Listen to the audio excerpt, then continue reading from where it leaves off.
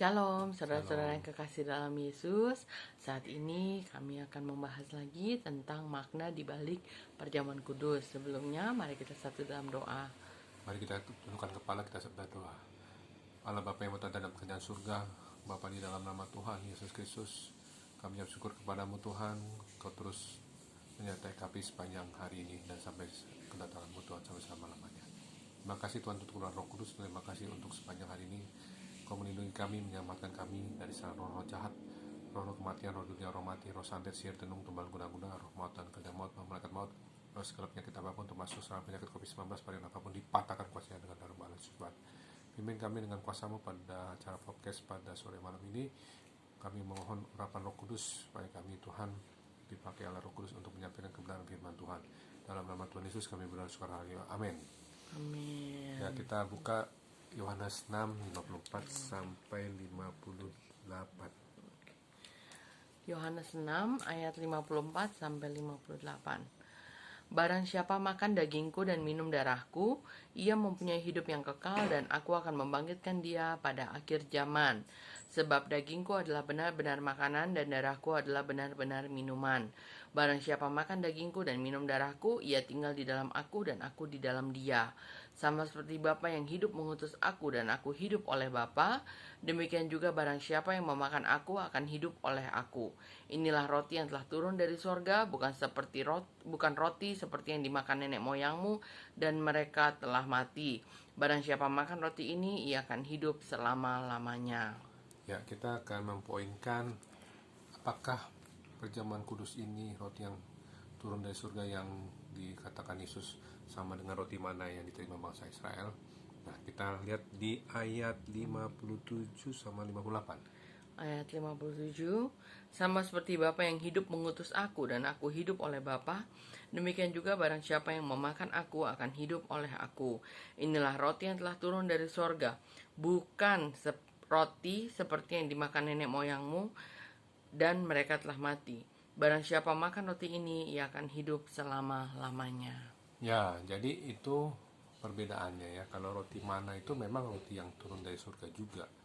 Ya, karena diberikan oleh Bapa ya untuk bangsa Israel selama mereka di padang gurun.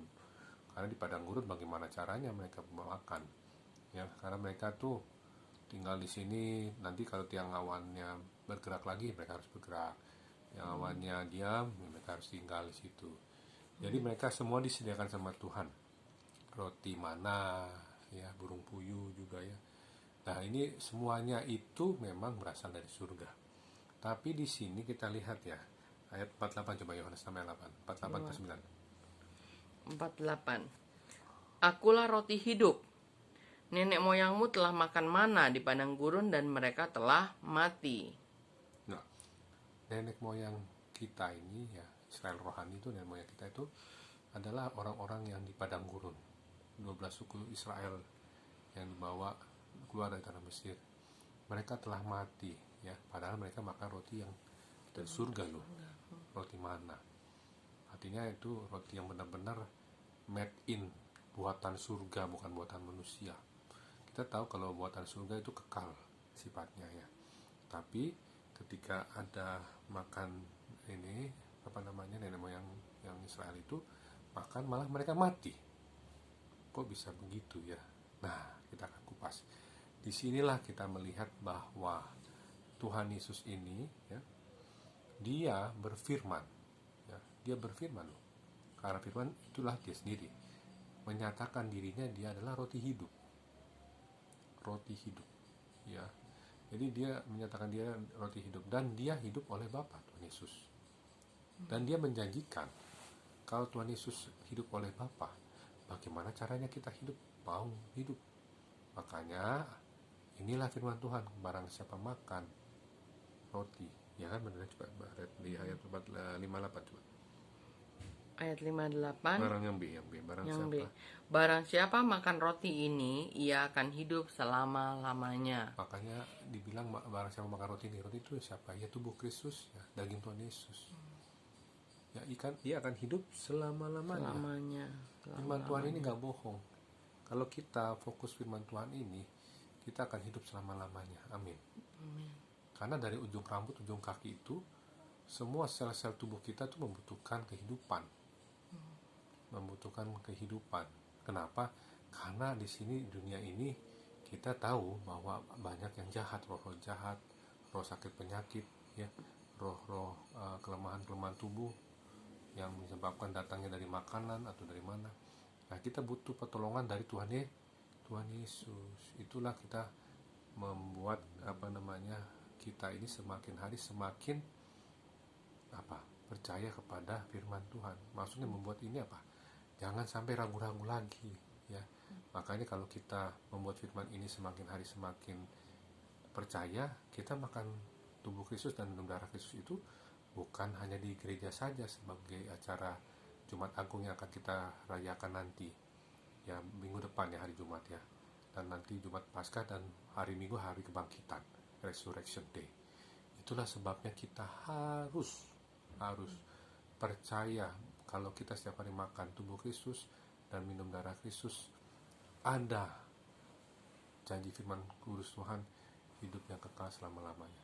Hidup kekal itu bukan bicara kita hidup, ya, kita melek ini, ya, napas, tapi sel-sel tubuh kita, ada yang sakit dari ujung rambut ujung kaki, ada yang sakit, disembuhkan Tuhan. Kita deklarasikan, Tuhan, kami yang makan tubuh Kristus, kami percaya di dalam tubuh kami, sel-sel tubuh kami hidup selama-lamanya.